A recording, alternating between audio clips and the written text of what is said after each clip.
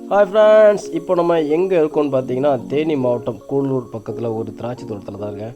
இங்கே வந்து திராட்சை பழத்தை பறித்து ஃப்ரெஷ்ஷாக ஜூஸ் போட்டு தரதான் சொன்னாங்க. அதாவது லைவாகவே பறித்து அப்போவே ஜூஸ் போட்டு கொடுக்கலாம் சொன்னாங்க. சரி, ஓகே, நம்மளும் போய் சாப்பிட்டு பார்த்து வரலாமே அப்படின்னு சொல்லி நாங்களும் கிளம்புனோம். உண்மையிலங்க திராட்சை பழம்லாம் நல்லா காய்ச்சி இருந்துச்சு, மரங்கள்லாம் வேறு லெவலில் இருந்துச்சு. பார்க்குறதுக்கே அவ்வளோ சூப்பராக இருந்துச்சு. இவங்க காய் தான் இருக்குது, பழத்தை கண்ணு பார்த்தா இருங்க பாய் அப்படின்ற மாதிரி பக்கத்துலேயே பழங்களை சேகரிச்சுட்டு இருந்தாங்க. உண்மையில சூப்பராக அப்போவே லைவாகவே பறிக்கிறாங்க. நம்ம கண்ணு முன்னாடியே பறித்து கொண்டு போய் ஜூஸ் போட்டு தரமாட்டேங்குது. உங்களுக்கு பாருங்கள் எவ்வளோ சூப்பராக இருப்பாங்க. ஃப்ரெஷ்ஷாக அப்போவே பறித்து அப்போவே வேறு எதுவுமே இல்லைங்க. இவங்க வைக்கிறதோ இல்லை ஏற்கனவே பறிக்கிறதோ கிடையாது, அப்போ தான் பறிக்கிறாங்க.